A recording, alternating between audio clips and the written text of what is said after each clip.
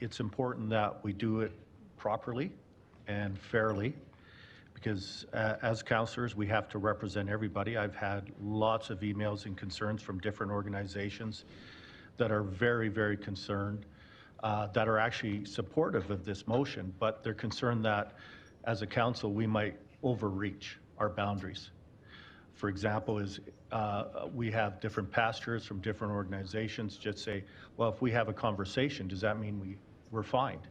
So we don't have freedom of right or to have any type of conversation with anybody, then we're going to be in big trouble.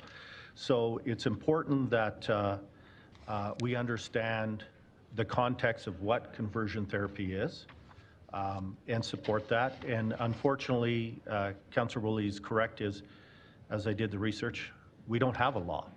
So usually cities do bylaws. That's why they're called bylaws, because there's usually a law in place already. And we do an addition or amendment to an existing law to support it. So this will be challenging. So I obviously I support this. I think that we have to be very thoughtful and careful in the construction of our bylaw to be fair to all parties. And with that debate, I more or less have a question for our head solicitor is, what is our position in terms of legally as a municipality of what we're allowed to do and not allowed to do, and whatever we decide as a bylaw, what can actually be enforced, rather than we just give a token bylaw that means nothing. I don't like that. If we're going to do something, it has to have some kind of impact. I know that we have, you were just about to say that, weren't you? Go ahead. Your Worship, I was just going to say, Sasha Russell, one of the senior lawyers in our office, has been working quite extensively on this, and so I've invited her to come down and speak to council today. Excellent. Hi.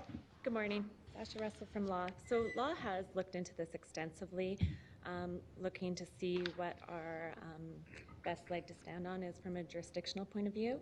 And under the Municipal Government Act, Section 7E, a council may pass bylaws for the municipal purposes respecting businesses and business activities. Now, this is what the other municipalities, Edmonton, St. Albert, and Vancouver, have all done. They have also done the same research and found that that's the best jurisdiction on which we can craft bylaws surrounding conversion therapy on. We just, let me see. We can catch church organizations within a bylaw that would be crafted for business activities, but we have to restrict it to the carrying on of the business. So just to give you a better definition, carrying on means to conduct, operate, perform, keep, hold, occupy, deal in or use for a fee or exchange of benefits.